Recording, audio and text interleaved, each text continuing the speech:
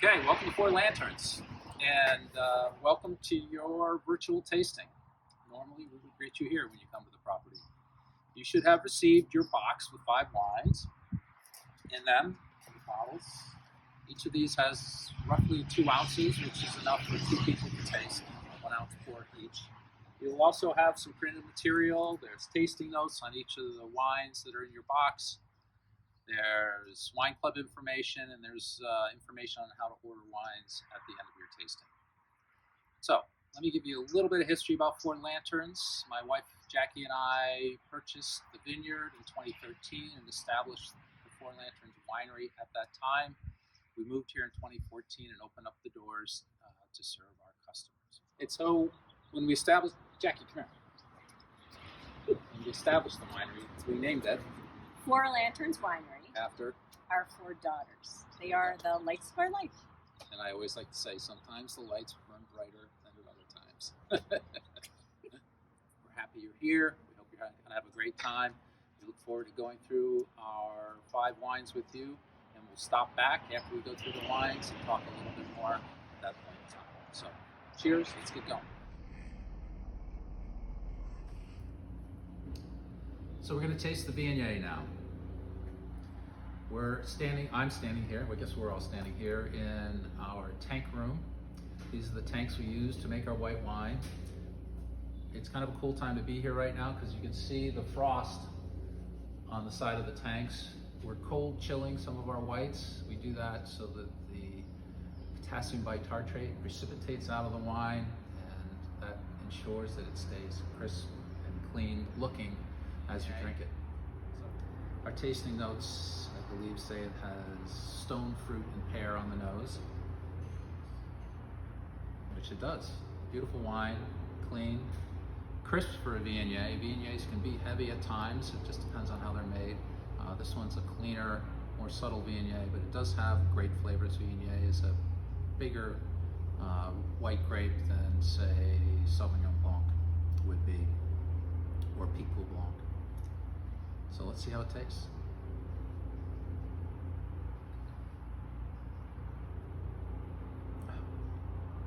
I love this wine.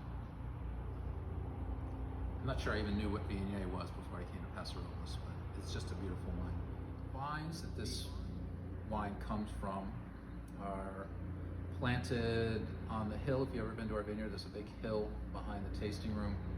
And they're planted on the terraces. They were originally smuggled into the country about 30 years ago, and the gentleman who smuggled them in thought it was Roussanne cuttings that he had. He sold Roussanne wine for several years, and then a local farmer was going by, looked at the vines and said, you know, that looks a lot like my Viognier. And so they got the vines tested, and it turns out it was Viognier, which I'm grateful for because I like Viognier a lot better than I like Roussanne. So one thing I would add, and it sounds a little strange, but this is my favorite après-ski wine. Normally you would think you'd have a glass of red wine after you've been outside skiing in the cold all day, but I find that I'm typically tired at the end of the day, and if you sit down in front of a big fire and drink a glass of red wine, I fall asleep. So a little bit of Viognier is beautiful, it's refreshing, and it allows you to go out and enjoy the rest of the evening. So enjoy your Viognier. Cheers.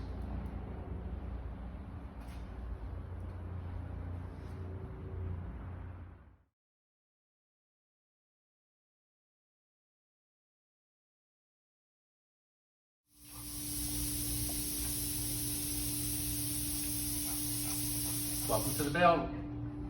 Welcome to the barrel room. So our Shadow is what in the area would be called a GSM for Grenache, Syrah, Mourvèdre, except ours is Syrah, Grenache, Mourvèdre because it's 45% Syrah, 36%, I don't know the numbers. Yeah, 36% Grenache, 45% Syrah, 36% Grenache, and 19 Mourvèdre. Why do you see a lot of that blend?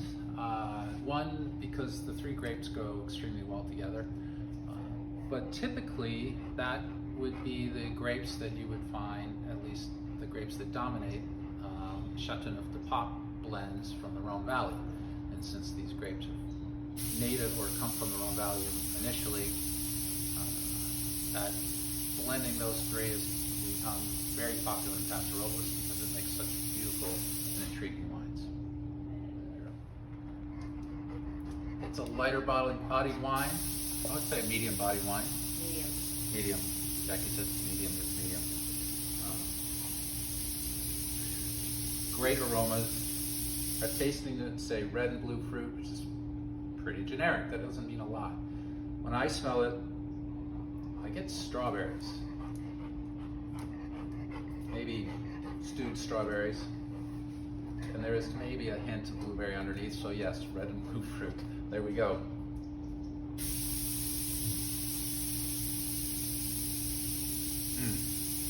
And a lot of strawberry on the palate. Black and white pepper on the finish. Very pretty wine. Medium-bodied wines are great because they're so good with food. If you have a really huge, big red wine, which, don't get me wrong, I love big red wines, sometimes they're too much for your meal. But if you're gonna have, say, pork loin or duck or even salmon, a medium red can be beautiful with food. So I hope you enjoy this one. I certainly am. Cheers.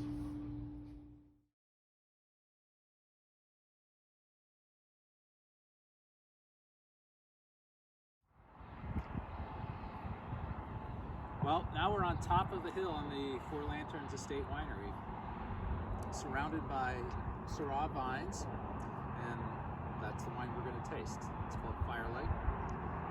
It's made from Syrah. It actually has a small percentage, 5 to 6% Viognier in the wine as well. That's an old technique from the Rhone Valley that helps fill in the mid-palate, helps preserve some of the color of the wine, and makes the finish a little bit nicer as well.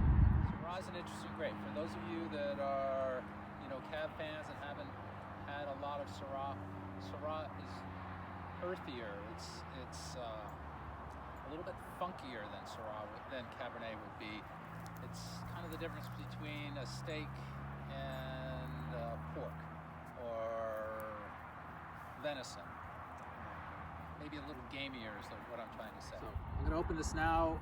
As I'm doing so, you can look over my left shoulder, you can see Hart Hill. The story that I've been told about Hart Hill is that the Booker brothers, who used to own this property and whose house is now on the adjacent property, back in the day,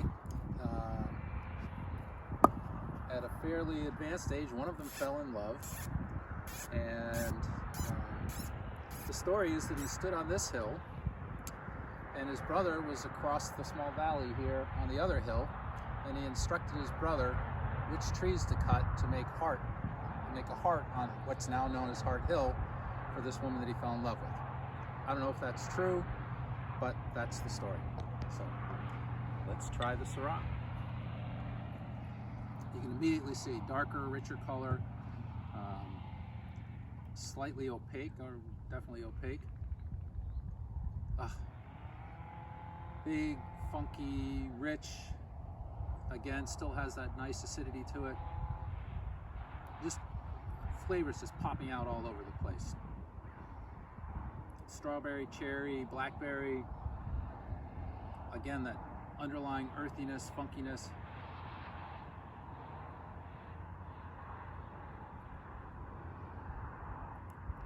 Rich, smoother palate, soft tannins, little medium tannins.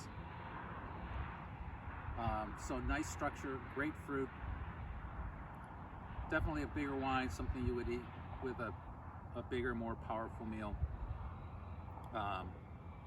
Or just sit around the fire, drink a little Firelight.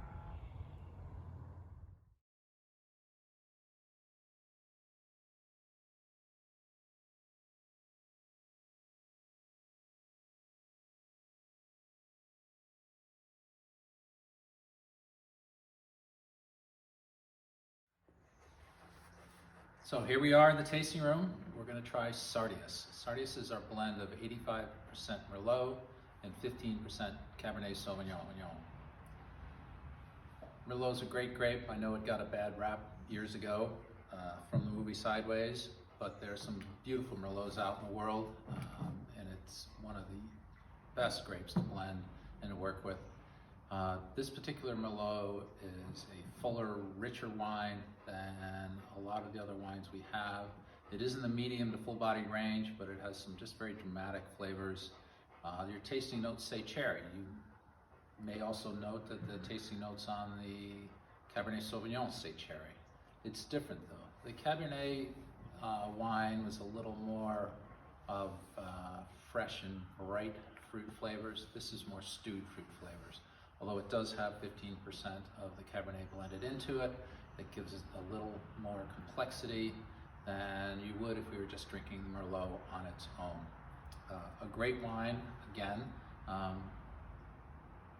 Good structure. You will note, for the wine geeks out there, some definite oak tones from the oak barrels we use on this wine. That gives it yet another level or layer of flavor to the wine.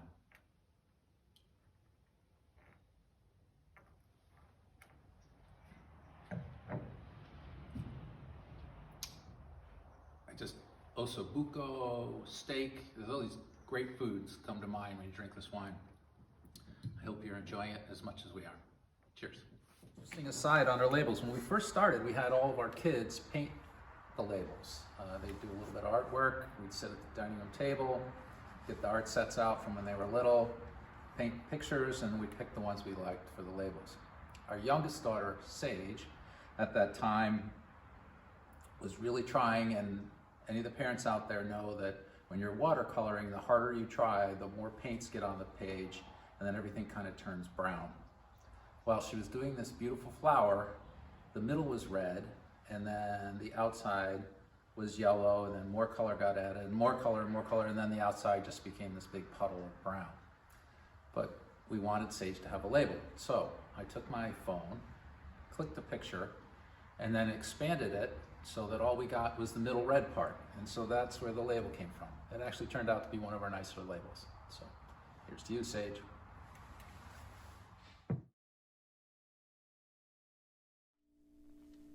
Okay, so the last wine in your flight is Kharis. I'll give you a little bottle shot here. This is a blend of 45% Cabernet Sauvignon, which is from the vineyard around our home, 45% Syrah, which is from vineyard here at Four Lanterns on top of the hill, and 10% Cab Franc, which is from Mary Kay's vineyard. And if anybody out there has been to Four Lanterns, there's a good chance that Mary Kay was pouring your wine for you, that she has a beautiful vineyard around her home. So what are you going to get when you try this wine? Let's check out the nose first. Definitely blackberries with a earthiness underneath it. Some of that comes from the oak, French oak we use to make the wine. Maybe a little bit of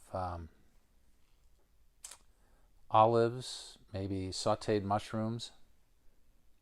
Let's see how it tastes.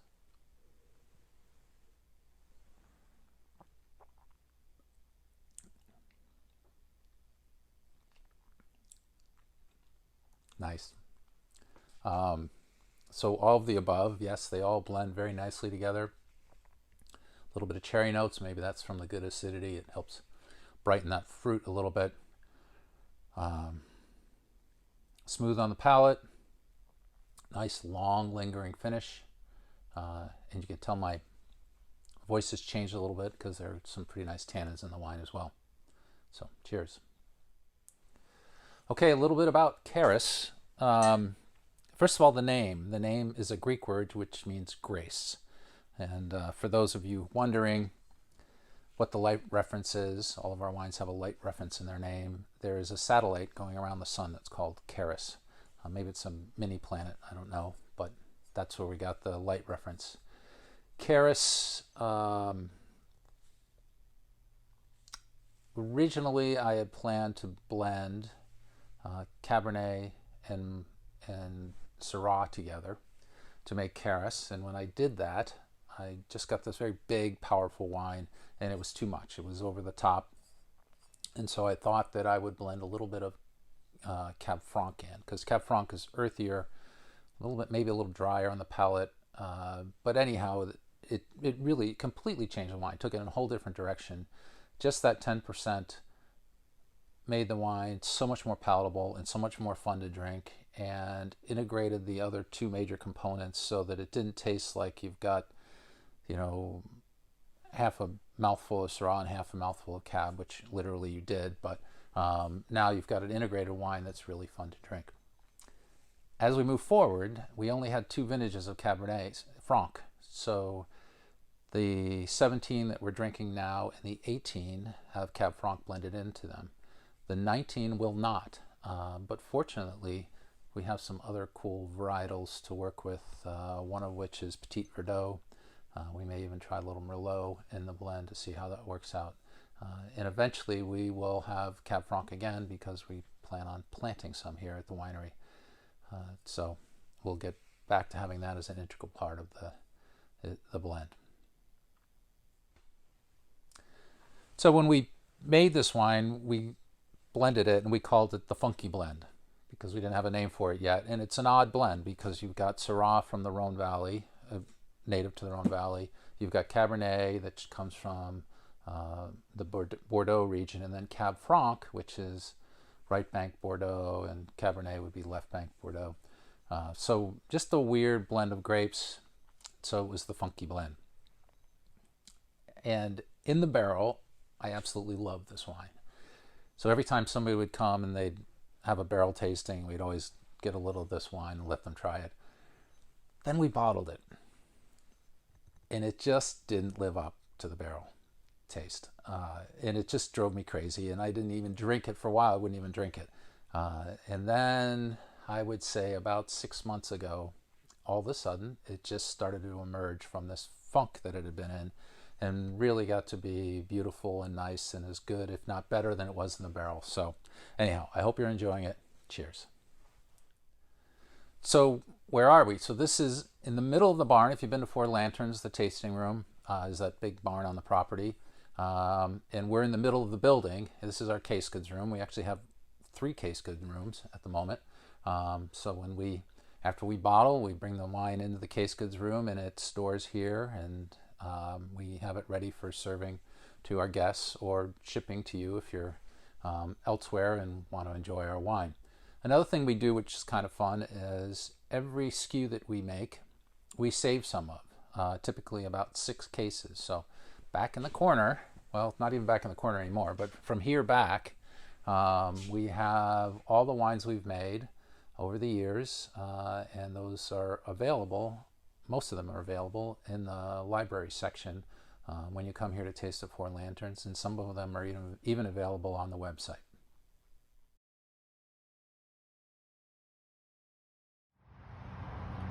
Well, thank you for joining us today. We had a great time. Of course we did, because we were sipping wine all day long.